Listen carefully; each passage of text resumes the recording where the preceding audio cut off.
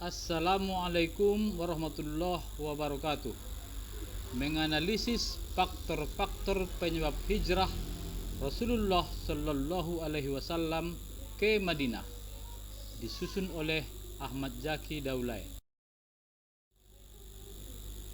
Tujuan pembelajaran: menganalisis faktor-faktor penyebab hijrah Rasulullah Shallallahu Alaihi Wasallam ke Madinah. 2.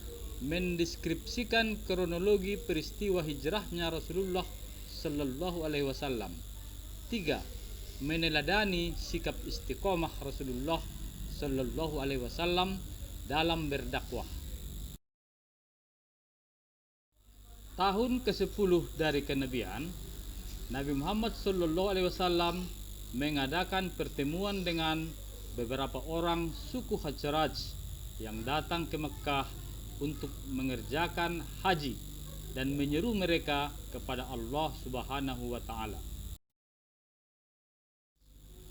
Pada tahun ke-12 dari kenabian, terjadilah perjanjian Aqabah 1 atau dikenal juga dengan perjanjian wanita, karena dalam perjanjian itu ikut hadir seorang wanita yang bernama Afra binti Abid ibnu Sa'labah.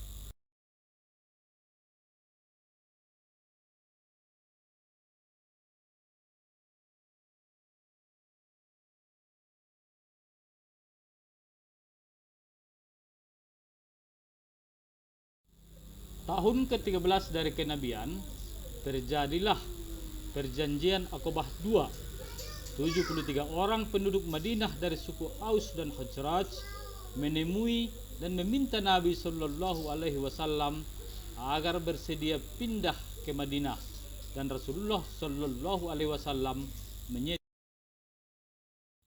Rasulullah Shallallahu Alaihi Wasallam memerintahkan kaum muslimin berhijrah ke Madinah di saat tekanan dan siksaan kafir Quraisy terhadap umat Islam semakin bertambah.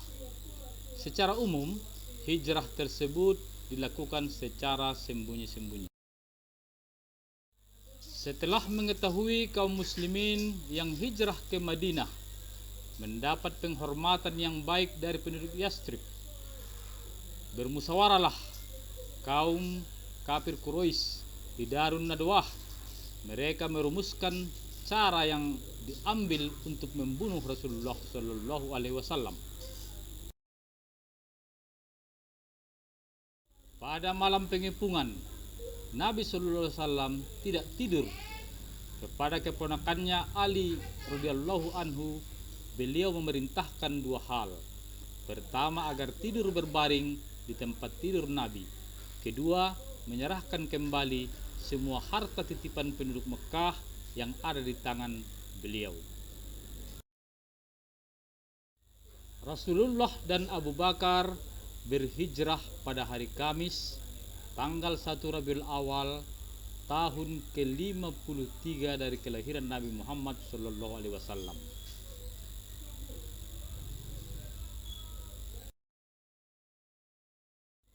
Lolosnya Nabi Sallallahu Alaihi Wasallam dari kepungan yang ketat itu membuat kalangan Quraisy hiruk pikuk mencari jalan Mekah Madinah dilacak, tetapi mereka gagal menemukan Nabi Sallallahu Alaihi Wasallam. Kemudian mereka menelusuri jalan Yaman ke Madinah. Mereka menduga Nabi pasti bersembunyi di Gua Sur.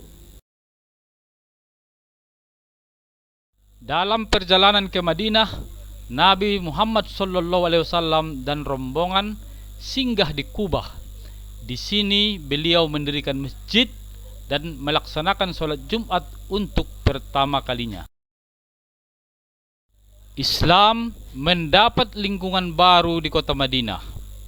Nabi diangkat menjadi pemimpin penduduk Madinah, sehingga di samping sebagai pemimpin agama, Nabi Muhammad Sallallahu Alaihi Wasallam juga didaulat menjadi pemimpin negara, kota yang bernama Negara Madinah.